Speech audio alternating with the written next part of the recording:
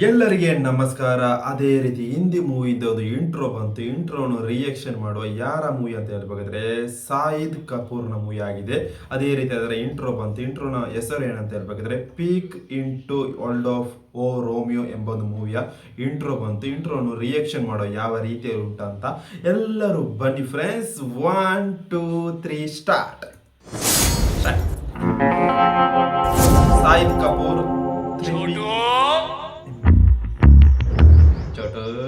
छोटू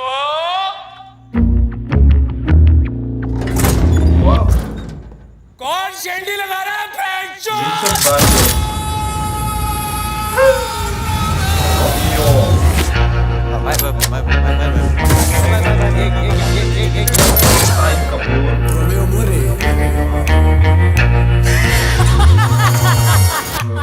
कोई और ड्रामा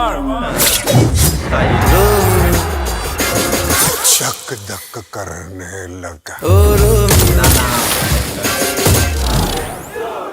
जा के लिए जा दीजिए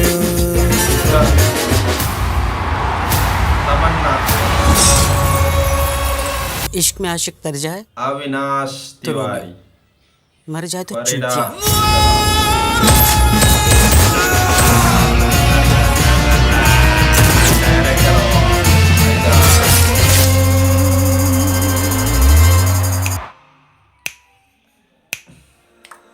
produce Rajit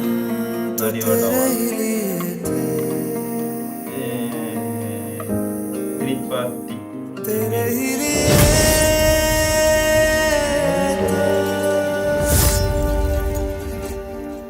Vishal Bharadwaj true events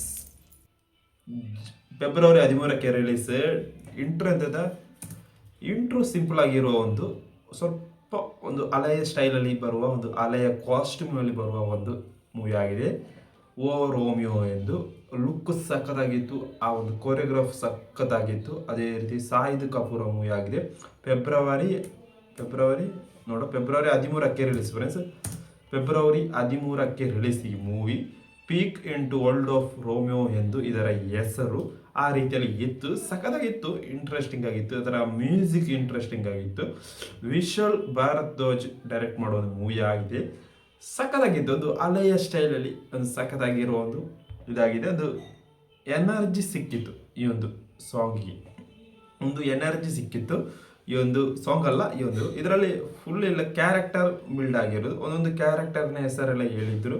ಅದೇ ರೀತಿ ಸಾಯಿದ್ ಕಪೂರ್ನ ಲುಕ್ಕು ಸಖತ್ತಾಗಿತ್ತು, ನನಗೆ ತುಂಬಾ ಇಷ್ಟ ಆಯಿತು. Peek into world of O Romeo.